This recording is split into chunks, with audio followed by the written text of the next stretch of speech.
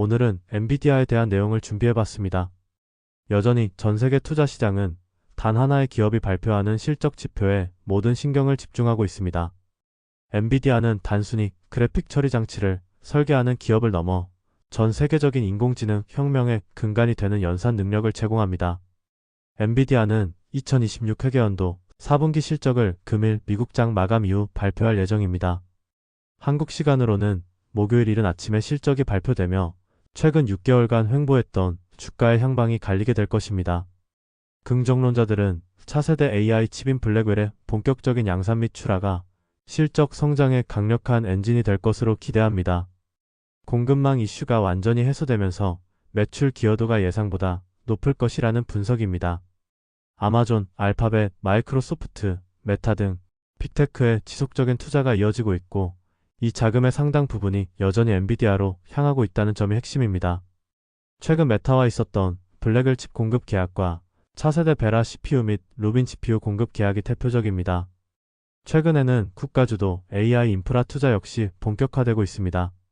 민간 기업뿐만 아니라 각국 정부가 자체 데이터 센터를 구축하는 소버린 AI 수요가 새로운 매출원으로 급부상하고 있습니다. 부정론자들은 HBM 및 SSD, HDD 등의 수급 불균형이 제품 출하 시점에 영향을 미쳐 실적 성장 속도를 늦추는 요인이 될 것이라 지적합니다. 외에도 전력 인프라 부족과 TSMC의 첨단 패키징 용량 부족 등이 공급망 병목을 일으킬 수 있습니다.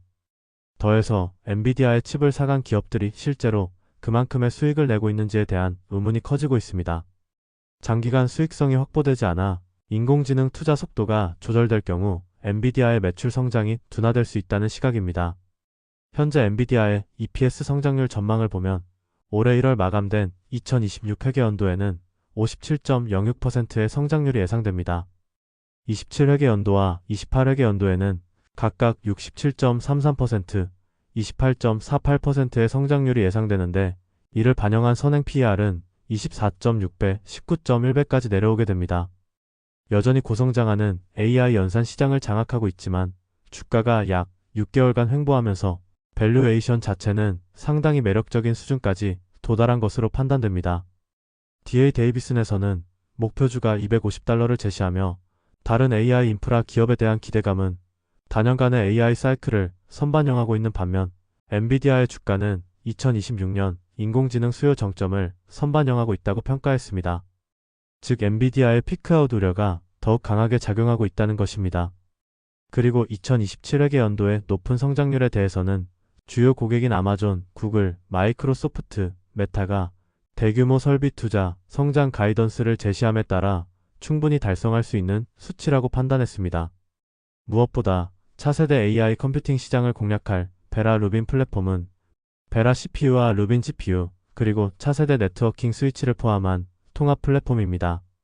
특히 베라 루빈 렉 시스템은 이전 세대 대비 추론 비용을 10분의 1 수준으로 절감할 수 있어 기업들이 인공지능 모델을 상용 서비스로 전환할 때 직면하는 수익성 문제를 해결해줄 핵심 열쇠가 될 것으로 전망됩니다.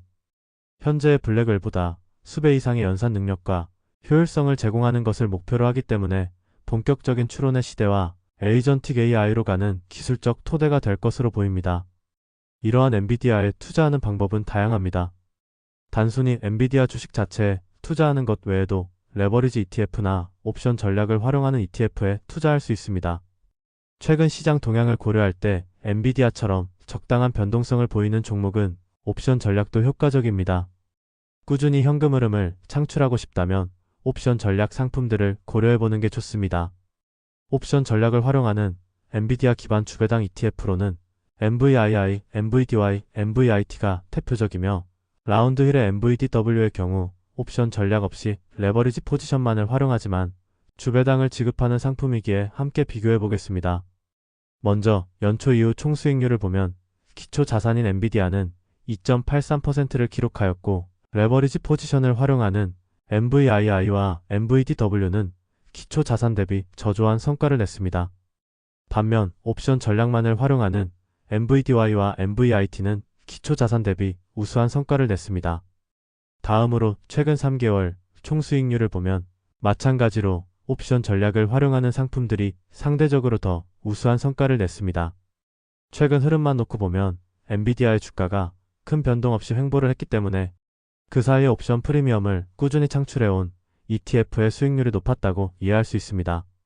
반면 기간을 늘려 1년 총 수익률을 보면 옵션 전략 없이 레버리지 포지션을 활용한 라운드 힐의 MVDW가 기초자산 성과를 가장 잘 추종하였습니다.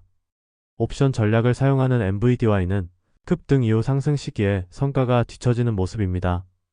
개인적으로 최근 출시된 MVIT는 분배율 25%를 목표로 설정하고 있으며 추종 성과가 매우 우수하다고 판단됩니다. 출시 이후 단기 성과가 가장 뛰어나며 25%의 분배율을 목표로 운용되어 과도한 상승 제한 없이 안정적인 분배금 수령을 기대할 수 있습니다. 현재 기초 자산인 엔비디아는 높은 성장세가 예상되므로 당분간은 주당 순자산 가치의 침식이 크게 발생하지 않을 것으로 전망됩니다. 마지막으로 엔비디아의 밸류에이션 차트를 보고 마무리하겠습니다. 향후 12개월 PER 차트를 보면 최근 3년 구간에서 거의 하단에 머무르고 있습니다. 엔비디아는 하드웨어 경쟁력도 뛰어나지만 소프트웨어 경쟁력은 다른 반도체 기업들을 압도하고 있다고 생각합니다. 그렇기에 AI 인프라 투자 지출이 계속되는 한 꾸준히 관심을 가져야 한다고 판단되며 현재 주가 구간은 충분히 매력적입니다. 결국 지금의 엔비디아는 단기 실적 발표를 넘어 인공지능 인프라 사이클의 지속 가능성을 시험받는 구간에 서 있습니다. 블랙웰의 양산 본격화와 소버린 인공지능 수요 확대 그리고 베라 루빈 플랫폼으로 이어지는 차세대 로드맵은 중장기 성장 스토리를 더욱 단단하게 만들어주고 있습니다.